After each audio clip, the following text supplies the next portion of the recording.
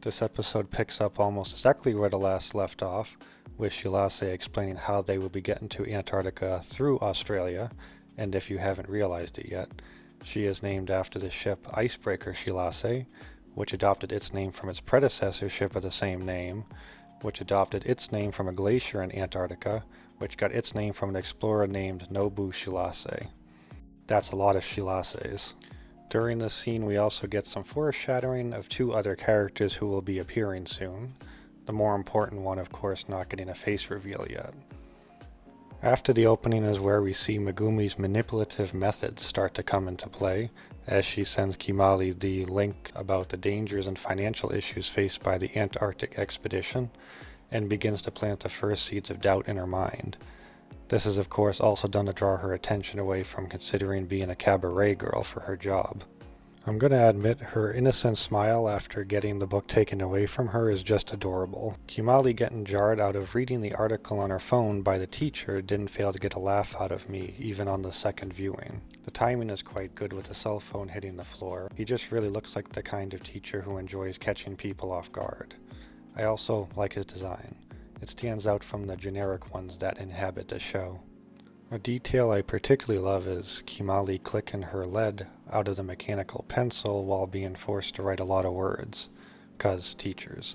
The lead comes way too far out and Megumi takes it without a word spoken and pushes it back in, showing how she dots over her. An important relationship point taken care of without even a single word directed at it. After Shilase scolds Kimali over running late, she presents her with the same job listing Kimali was looking at earlier. The cutaway in between of Hinata getting some soda from a Pon Girl's machine drives the point home quite well what Kimali needed to explain. This shows that the two are far more alike than you'd assume at first glance, with Kimali even noting as much.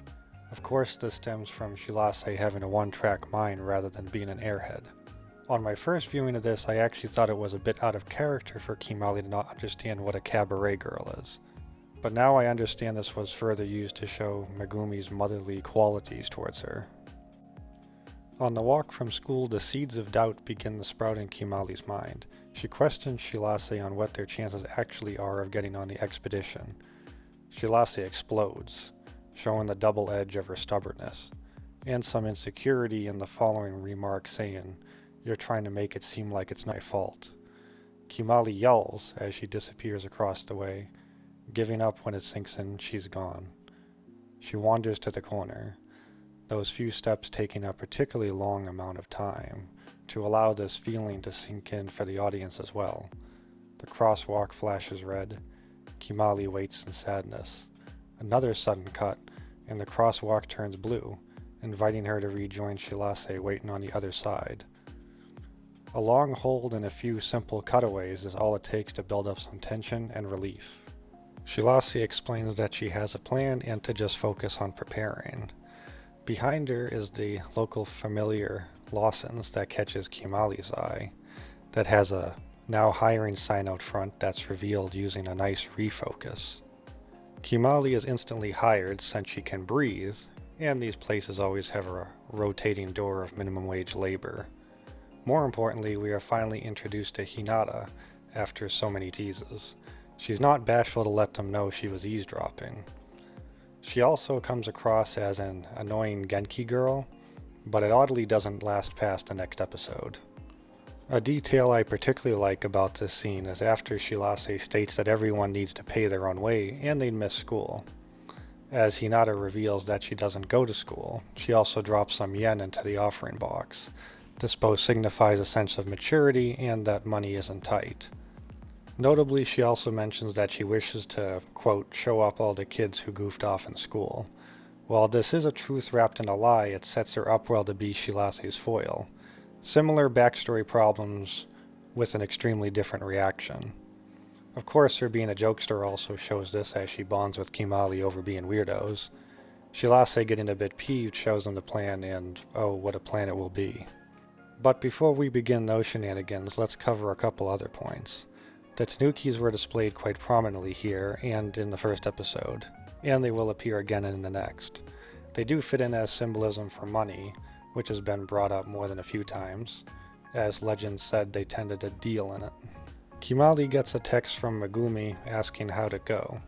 She frowns at this, obviously unsure how to answer. This is a setup to a sort of narrative trick that I love. I haven't found a word for it, but doing it can give the audience a bit of payoff as you move through the story parts that are a bit more mundane, so to speak. Just as this text comes in, Hinata begins to speak about how she was always watching her and Shirase come and go from the store, that she admired them, that they seemed different from other students, that they were a bit of inspiration for her. This little bit of charm helps Kimali find the words to reply with. Well, we're going to give it our best shot. It's an issue presented, worked through, and wrapped up in only a few moments, and is extremely satisfying to experience. At the same time, it also shows Kimali gaining confidence and changing. The girls arrive in Shinjuku, and Shirase is sure out of her element. It actually does a great job of showing off the sights very quickly with varied cuts that also serve to move the girls along to their destination we're still wondering about. Most interesting is while they were worried about the police getting them for being high schoolers out here, there is clearly others in the background, unless it's cosplay. It is the more seedy side of town, I guess. Turns out the meetup for the expedition is happening, and what's Shirase's plan? I'll let Kimali remind you. でもこれ一人を誘い出すってしか書いてないけど All it says is lure someone out. It's one line. I found this hilarious.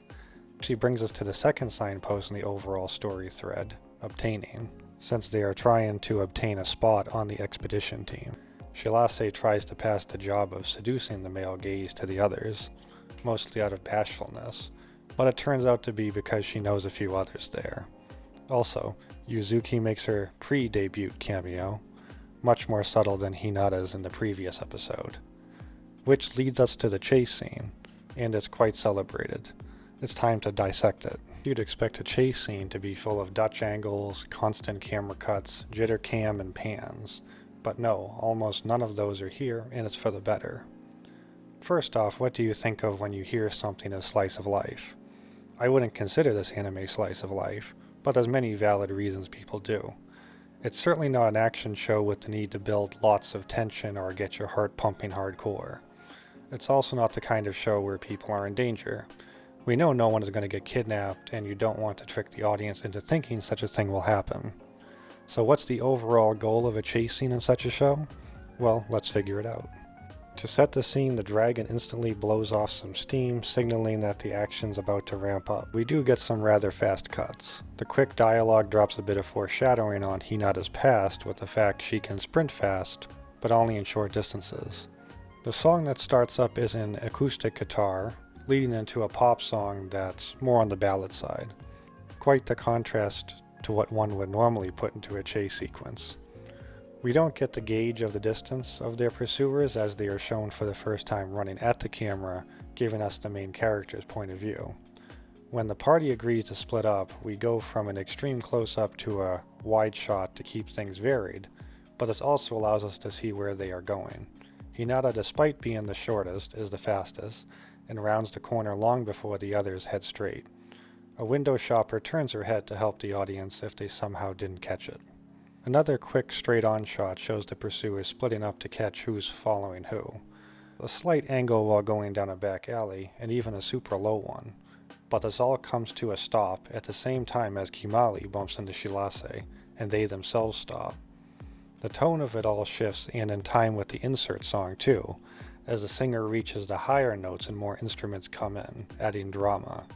The shots begin to stay more static and wide, as Kimali talks about how fun it is, and her youth is finally in motion, until it culminates in a super wide pan of Shinjuku's beautiful lights. The wild scenery of Shinjuku also serves as a contrast to where we previously were in her normal life, an average, normal town. To further strengthen the contrast, a lot of the first episode took place on a more, not quite depressing, but mundane, overcast day. We did get some very nice evening colored scenes as well. Beautiful pinks, purples, and golden yellows, all very calming colors. What we have here in Shinjuku is a neon blistering lights with tons of lens flare. It exudes excitement and overloads the senses. It just gets you ready for adventure. Life is changing already. And that message is trying to send fun and adventure. Her youth is in motion, as she says. No one's in danger. Well, Shirase thinks she is. For silly reasons, as it turns out. That too is part of the message, which is capitalized upon with Hinata hiding out, like it's an episode of Scooby-Doo only to run away again. It's a mini adventure in itself. We've all had those moments as kids where we weren't sure exactly why we were doing something, but it was fun. In this case, it's the adventure before the adventure. The three are caught in rather spectacular, self-destructive fashion. A nice closing to the action, well punctuated with the shoe hitting Kimali's head. We do get to meet the two pursuers a bit, who also don't have their own funding.